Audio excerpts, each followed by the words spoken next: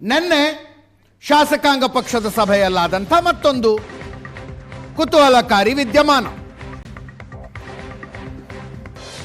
ಶಾಸಕಾಂಗ ಪಕ್ಷದ ವೇದಿಕೆಯ ಮೇಲೆ ಯಾರ್ಯಾರಿದ್ರು?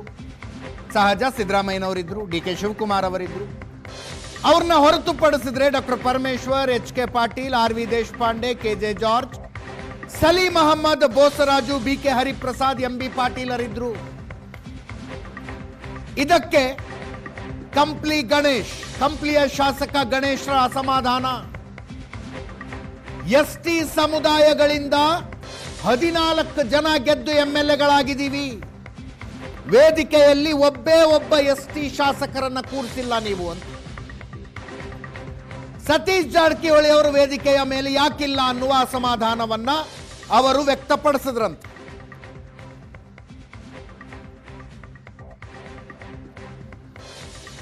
ಎಸ್ಟಿ ನಾಯಕರುಗಳನ್ನ ವೇದಿಕೆಯ ಮೇಲೆ ಕೂಡಿಸದೆ ಶಾಸಕಾಂಗ ಪಕ್ಷದ ಸಭೆ ಮಾಡಿದ್ರೆ ಏನು ಸಂದೇಶ ಕೊಟ್ಟಂಗಾಗತ್ತೆ ಅಂತ ಕೇಳಿದ್ರಂತೆ.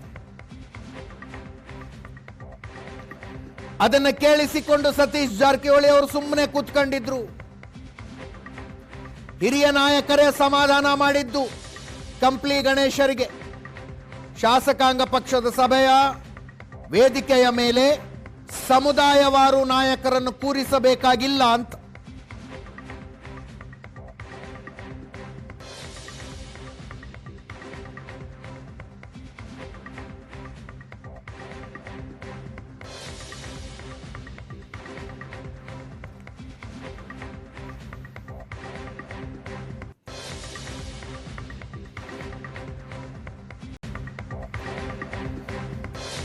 ಶಾಸಕಾಂಗ ಪಕ್ಷದ ವೇದಿಕೆಯ ಮೇಲೆ ಯಾರ್ಯಾರಿದ್ರು? ಸಹಜ ಸಿದ್ದರಾಮಯ್ಯನವರಿದ್ರು, ಡಿ ಕೆ ಶಿವಕುಮಾರ್ ಅವರಿದ್ರು. ಅವ್ರನ್ನ ಹೊರತುಪಡಿಸಿದ್ರೆ doctor Parameshwar, H K Patil, R V Deshpande, K J George, Salim Ahmed, Bosaraju, B K Hariprasad, M B ಪಾಟೀಲರಿದ್ರು. ಇದಕ್ಕೆ ಕಂಪ್ಲಿಯ ಶಾಸಕ ಗಣೇಶ್ರ ಅಸಮಾಧಾನ. ಎಸ್ಟಿ ಸಮುದಾಯಗಳಿಂದ 14 ಜನ ಗೆದ್ದು ಎಂಎಲ್ಎಗಳಾಗಿದ್ದೀವಿ. ವೇದಿಕೆಯಲ್ಲಿ ಒಬ್ಬ ಎಸ್ಟಿ ಶಾಸಕರನ್ನ ಕೂರಿಸಿಲ್ಲ ನೀವು ಅಂತ ಸತೀಶ್ ಜಾರಕಿಹೊಳಿ ಅವರು ವೇದಿಕೆಯ ಮೇಲೆ ಯಾಕಿಲ್ಲ ಅನ್ನುವ ಅಸಮಾಧಾನವನ್ನ ಅವರು ವ್ಯಕ್ತಪಡಿಸಿದ್ರಂತೆ.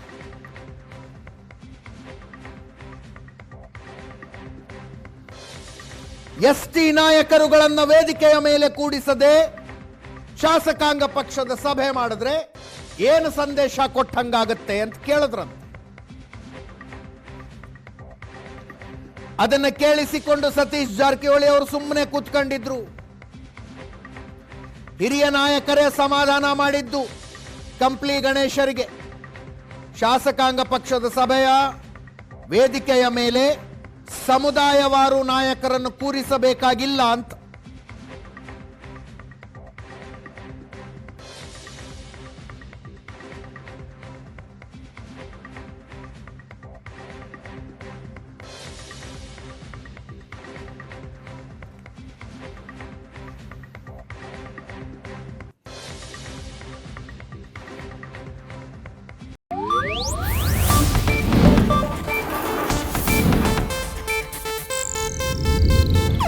ಇದು ಏಷ್ಯಾನೆಟ್ ನ್ಯೂಸ್ ನೆಟ್ವರ್ಕ್ ಪ್ರಸ್ತುತಿ.